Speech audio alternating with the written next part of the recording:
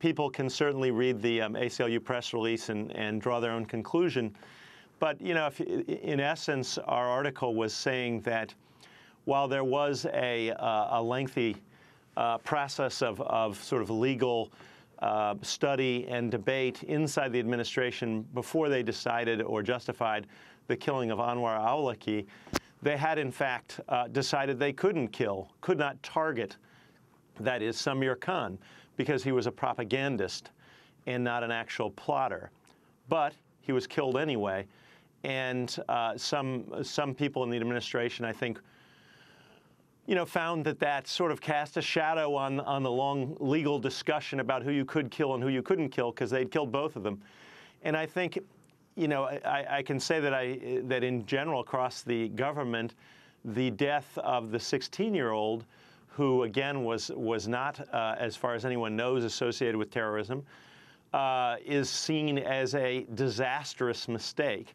And certainly the article pointed that out. So, you know, I think that press release is a little perhaps imaginative in suggesting that the story was defending the administration. In actual fact, the White House wouldn't talk to us either on or off the record, and we got the information that we could, you know, where we could get it. You know, as the story says, it raises questions about the claims of the administration that this targeted killing program has been precise and, you know, and very careful in who it targets and who it kills. Jesslyn Radack, I want to bring you into the conversation, National Security and Human Rights Director at the Government Accountability Project, former ethics advisor to the U.S. Department of Justice under President Bush. Your response to the article and the justifications by the Obama administration for the targeted killings. My response to the article was that it was very much like the June article the New York Times did about the kill list.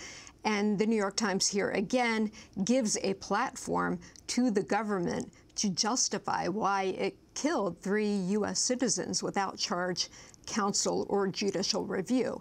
And while Scott just talked about how the article is committed to transparency and neutrality, the article actually picks up a storyline only recently floated by the government that al-Awlaki was operational rather than a mere propagandist.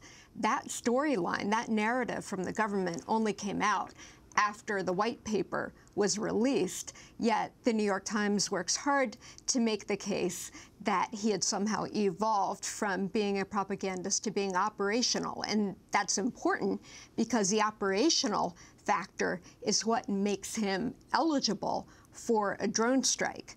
Unfortunately, the other thing that makes him eligible is being an imminent threat, which the New York Times did not seem to go into detail about. So I feel like the New York Times has been carrying the government's water in picking up its argument and, again, trying to make the case ex post facto that it was okay to kill al-Awlaki because he was somehow operational, even though Brennan, in Brennan's own speech, said that to be eligible for droning, you would have to be a senior operational leader of al-Qaeda, that you would have to bring a specific skill, and that it would have to be based on evidence, not mere allegations.